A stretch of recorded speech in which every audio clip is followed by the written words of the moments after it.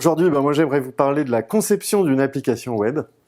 On n'est pas sur un site internet, on n'est pas sur une application du SI à proprement parler, on est sur une application web qui a une vraie existence.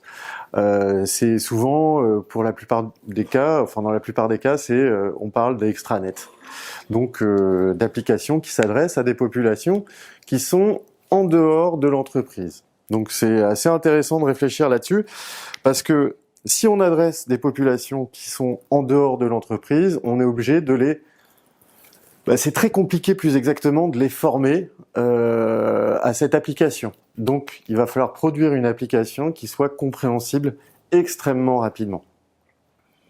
Donc tout l'enjeu de la conception d'une application web qui est un extranet va être de rendre immédiatement compréhensible cette application. Donc il y a plusieurs méthodes. Et c'est là où le livre blanc est assez intéressant. Le livre blanc qu'on a écrit pour vous est assez intéressant. Et il y en a une en particulier qu'il faut bien comprendre. C'est la liste, c'est l'enchaînement, liste, consultation, création et édition. Donc c'est vraiment ces trois étapes qui sont la clé de la construction d'une application web. En synthèse, on va avoir une liste,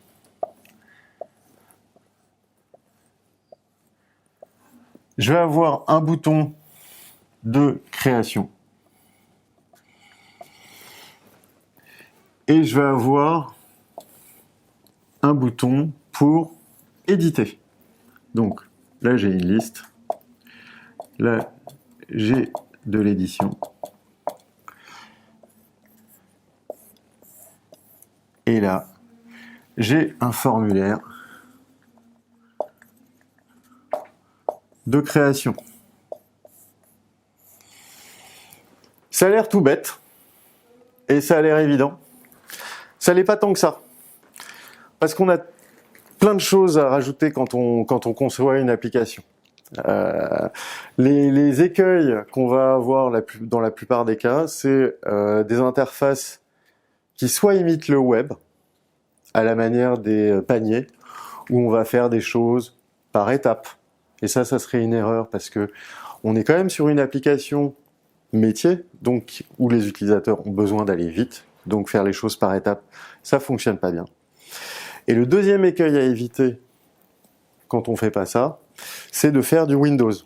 C'est de faire des écrans hyper vastes, ou même, pire, des listes dans lesquelles on a des micro-formulaires ou des débuts de formulaires, etc., etc. Donc ça, c'est deux écueils à éviter. Une fois qu'on a bien compris ce principe, qui est tout bête, mais qui n'est pas si évident à intégrer, on peut le démultiplier. Parce que, admettons que là, on soit sur une liste de clients. On va aller en édition sur le client X. Ce client X, il peut avoir une sous-liste. Par exemple, des factures. Et pareil, ici, on va en édition, on peut créer une nouvelle facture, etc., etc. Donc c'est un peu comme des poupées russes. Ce principe, il peut se démultiplier sur plusieurs objets métiers. Et comme ça, on peut chaîner les clients, les factures, etc., etc. Même si la facture se règle en plusieurs paiements, on peut imaginer les paiements associés à cette facture, etc. Donc tout le principe de la conception d'une application web tient là-dedans, dans quelque chose de très simple.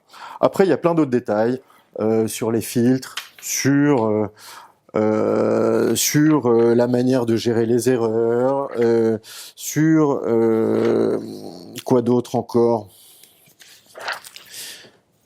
structurer les formulaires, quand est-ce qu'on utilise une modale, une pop-in, comment on guide les utilisateurs, les contrôles de surface, etc. Mais ça, je vous le laisse découvrir dans le livre blanc. Merci beaucoup, à bientôt.